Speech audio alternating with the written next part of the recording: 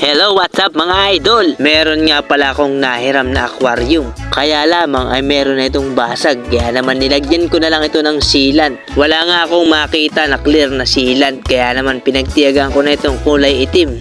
Ox na ox naman ito dahil lalagyan ko naman ng dekorasyon itong ilalim nito. Ito nga pala ang mga bato na ilalagay ko. Bigay pa yan ng aking kumpare. Shoutout nga pala sa aking kumpare na si Jim. Thank you very much!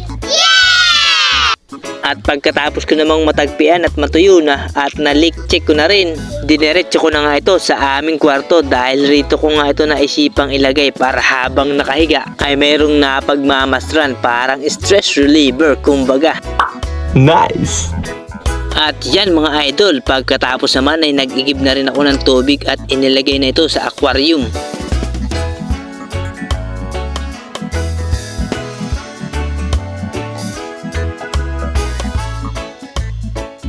Nang malagyan ko naman ng tubig mga idol ay isinunod ko na ang paglalagay ng bato. Sabi nga ng aking kumpare, ang batong ito raw ay lava rock. Legit na lava rock galing pa sa bulkan. Wow! At sunod naman mga idol ay mga pandekorasyon naman. Iba't ibang klaseng shell nga pala yung mga idol na galing pa sa beach. Galing nga rin yan sa aking kumpare na talagang nahawahan ako ng pag-aquarium. Awan ko ba kung bakit, nakita ko nga lang sa kanila nung nagpunta ako ay parang naisipan ko na rin na mag-aquarium. At tamang-tama nga ay meron akong mga nahuhuling kakaibang klase ng tilapia. Kaya naman hindi na ako mamumblema sa panlagay rito sa aquarium. Pero bago ko pa kukunin ang mga tilapia ay bigla naman lumakas ang ulan. Pero excited na talaga ako kaya hindi ako napigilan. Kahit mabasa at maulan ay okay lamang kaya kinuha ko na rin. A few moments later.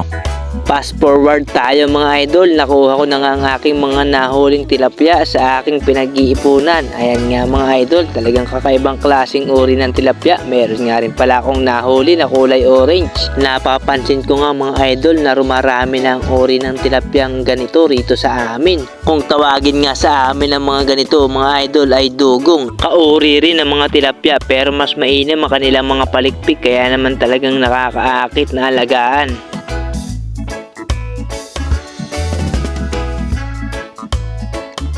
Meron nga pala akong in-order sa online na air pump na siyang magbibigay ng oxygen sa aking mga alaga. At ang kagandahan pa rito mga idol, USB Type-C na pwede mong isaksak sa charger ng mga cellphone. At kung brownout naman mga idol ay pwede rin ito sa power bank. Hindi na kayo mangangamba na baka mamatay ang inyong mga alaga dahil nga sa palagi ang brownout rito sa isla. Okay na okay, di ba mga idol?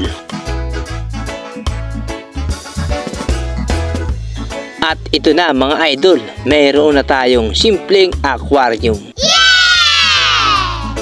Shoutout nga pala kay paring Clip na nagpahiram sa akin ng aquarium. Biruin mo mga bata pa kami ay aquarium na ito hanggang ngayon ay buo pa pala. Ang galing! Medyo naparami nga ang laman ng aking aquarium, nagsikip na yata. Baka naman meron kayong natatagong lumang aquarium riyan ay ipahiram na ninyo sa akin.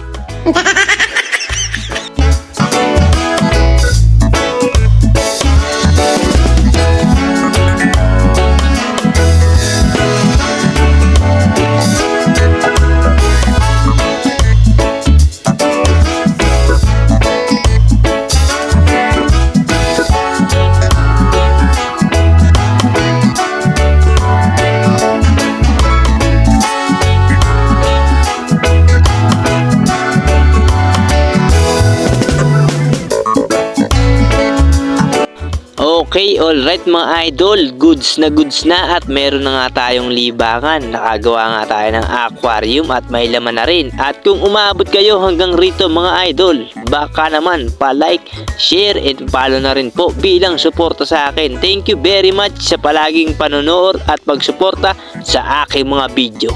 Maraming salamat mga idol. Kita-kits sa mga susunod nating video. See you to the next vlog. Bye-bye!